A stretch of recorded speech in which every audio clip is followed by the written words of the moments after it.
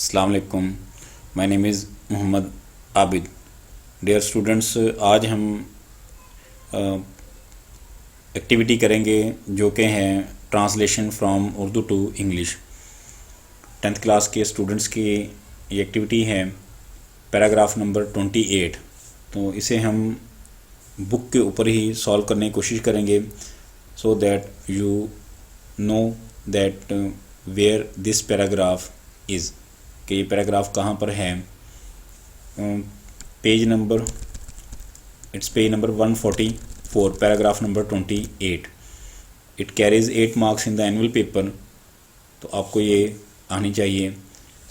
पहले तो आपको अच्छी तरह से पैराग्राफ को रीडिंग करना चाहिए। रीडिंग करने के बाद देखना चाहिए कि कौन सा ज़माना जो है वो इस्तेमाल किया गया है।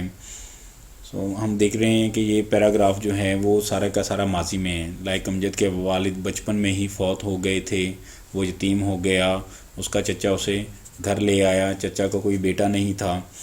तो ये सारे का सारा पैराग्राफ जो है वो पास्ट टेंस के अंदर है। तो पास्ट टेंस के अंदर we know that we use second form of the verb in simple past and was verb plus ing in present past continuous, then had plus third form of the verb in past perfect, while had been plus ing in past perfect continuous। तो इसी को सामने रखते हुए we are to translate this Urdu paragraph into English. So पहले तो सबसे आप देखें कि इसमें जो डिफ़िकल्ट वर्ड्स उन्होंने दिए हुए हैं उसके उन्होंने मीनिंग यहाँ पर जो है वो बता दिए हैं इंग्लिश में। सो पहला वर्ड हम यहाँ पर देखते हैं। उन्होंने ऊपर उसके ऊपर काउंटिंग नंबर भी लिख दिया है, फोर्थ मीन। तो अगर आप यहाँ नीचे आए, यहाँ पर है वोकैबुलरी, तो इसमें आप देखें नंबर 1 जो है वो क्या है, मीन्स फोर्थ पहला वर्ड है जिसका इन्होंने मीनिंग दिया हुआ है, उसका क्या है जी, टू डाई। हमने इसको जो है वो पास्ट फॉर्म में यूज़ करना है। दूसरा वर्ड जो इन्होंने यहाँ पर दिया वो है यतीम। तो हम यतीम वर्ड को हाईलाइट करते हैं, यतीम। और यहाँ पर अगर वोकैबुलरी में आएँ और यहाँ पर देखें तो यतीम का उन्होंने क्या मीनिंग दिया हुआ है। यतीम का उन्होंने यहाँ पर इंग्लिश में वर्ड दिया हुआ है जो कि है ऑर्फेन।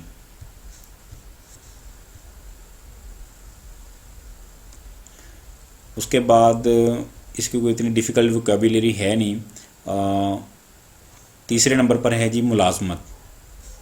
आप इस वर्ड को देख लें, मुलाजमत, इसको हाईलाइट कर लें। और मुलाजमत के लिए what word they are using in English, it is job. It's very simple word. So उसके बाद 4th नंबर पर जो दिया गया है वो है जनाब जी खिदमत करना। It's here number 4। अब वोकैबुलरी में आए तो यहाँ पर देखें आपको नज़र आएगा नंबर 4 पर टू सर्व मीन खिदमत करना। अगेन पास्ट टेंस में है तो हम इसकी सेकंड फॉर्म यूज़ करेंगे। और उसके बाद लास्ट जो इन्होंने वर्ड इस्तेमाल किया है वो है जी दामाद के लिए इंग्लिश में वर्ड इस्तेमाल होता है सन इन लॉ, और ससुर के लिए फादर इन लॉ। सो हम यहाँ पर इसको हाईलाइट कर लेते हैं।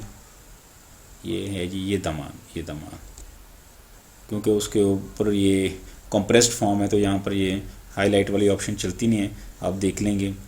और यहाँ पर हम इसको दामाद के लिए क्या वर्ड इस्तेमाल कर रहे हैं जी, सन इन लॉ। चलें जी, अब हम अपनी प्रॉपर एक्टिविटी शुरू करते हैं और इसको हम ट्रांसलेट करते हैं इंग्लिश में। It's already written here Amjad. Font का फ़र्क होता है, यहाँ पर ये छोटा फ़ॉन्ट होता है तो इसलिए इसको बड़े फ़ॉन्ट में करने के लिए पहले ही से यहाँ लिखना पड़ता है। अच्छा जी, अमजद के वालिद बचपन में ही फौत हो गए, मतलब अमजद अभी अपने बचपन में था, अमजद अभी छोटा बच्चा था कि उसके वालिद फौत हो गए। So we will write Amjad was in his childhood when his father died। We can say the same sentence with another sentence structure like Amjad was still young when his father died। Next sentence says वो यतीम हो गया। He became हो गया। In second form he became, यतीम का हमने पढ़ा था orphan, OR, he became an orphan, an orphan। It's compulsory to use indefinite article with singular noun, means whenever singular countable noun is there we are to use indefinite article। That is the reason he became an orphan, उसका चच्चा उसे अपने घर ले आया, उसका चच्चा his uncle, UNCLE, brought, bring की सेकेंड फॉर्म लाना होता है bring, और bring की सेकेंड फॉर्म है जी brought, BROUGHT, brought him, उसे ले आया, कहाँ ले आया जी, in his home, in his home। So his uncle brought him in his home। Next sentence says चच्चा का कोई बेटा नहीं था, चच्चा का कोई बेटा नहीं था। His uncle यानी कि कौन चच्चा, उसका चच्चा, his uncle had, नहीं था, had no son, his uncle had no son, उसके चच्चा का कोई बेटा नहीं था। उसने, किसने, उसके चच्चा ने अपने बेटे की तरह परवरिश की, अपने बेटे की तरह परवरिश की। परवरिश करना ये ब्रिंग अप फ्रेजल वर्ब है, so we always use it in को related form, means bring up, इकट्ठा आएगा जहाँ पर भी आएगा। It is inseparable phrasal verb, mistakenly it is used in separable condition के, उसको अलग अलग इस्तेमाल कर लिया जाता है, ब्रिंग के बाद वो नाउन लगा दिया जाता है और उसके बाद अप लगाया जाता है, while it is actually inseparable phrasal verb.